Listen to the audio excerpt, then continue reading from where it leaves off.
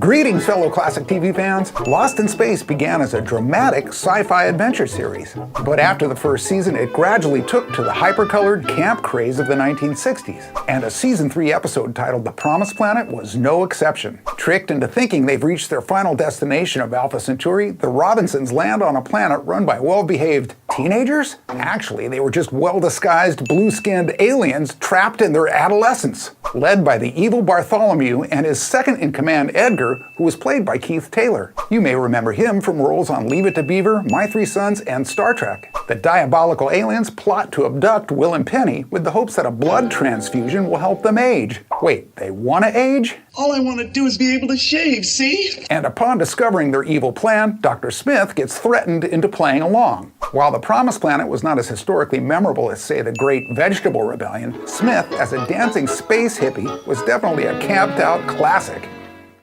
Greetings, fellow classic TV fans! You all remember the Bonanza theme, right? After all, it was one of the most popular TV theme songs ever written. As a matter of fact, the Western Writers of America chose it as one of the top 100 Western songs ever written. It is amazing that it only took a single day for Jay Livingston and Ray Evans to write. Used on the show as an instrumental, it actually had lyrics, and as a matter of fact, at the end of the pilot episode, they had the Cartwrights sing the song. I've got a flair for women everywhere. Bonanza! Bonanza!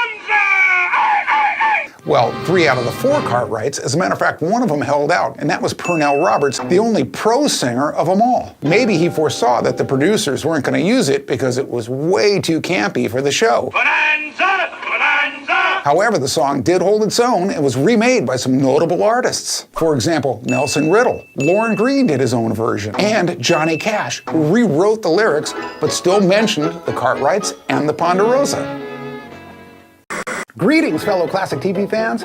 Kathy Garver is best known as Sissy from the classic TV show Family Affair, which ran on CBS from 1966 to 71. Kathy began her career as a child on classic TV shows and movies. Before age 9, she was in feature films like The Night of the Hunter and The 10 Commandments. She continued appearing in TV on shows like Death Valley Days, The Patty Duke Show, The Rifleman, Daniel Boone, The Big Valley, and many more too numerous to mention. While in college, Kathy landed the role of Sissy Davis on Family Affair and quickly became the heartthrob of many a teenage boy. Following the successful series, she continued her acting and became a sought-after voice actor. Garver voiced Firestar on Stan Lee's Spider-Man and His Amazing Friends, as well as many other cartoon productions. She also had voice roles on Ron Howard's Apollo 13 and Backdraft. Hers is an amazing story of a lifetime in television and movies, which you can read about in her fascinating autobiography, Surviving Sissy, My Family Affair of Life in Hollywood.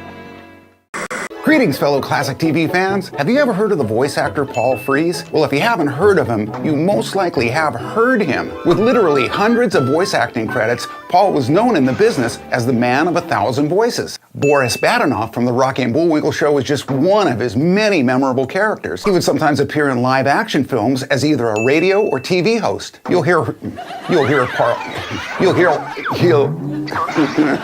can that be hard to say? You'll hear Paul's voice on many of the Rankin and Bass holiday specials, as well as many Hanna-Barbera cartoons. And to this very day, millions of people have heard his most famed voiceovers, where? At Disneyland. Paul is the voice of the ghost host at the Haunted Mansion. He's also the talking head on the Pirates of the Caribbean ride that says, "Dead men tell no tales." Paul left us with a truly remarkable body of work.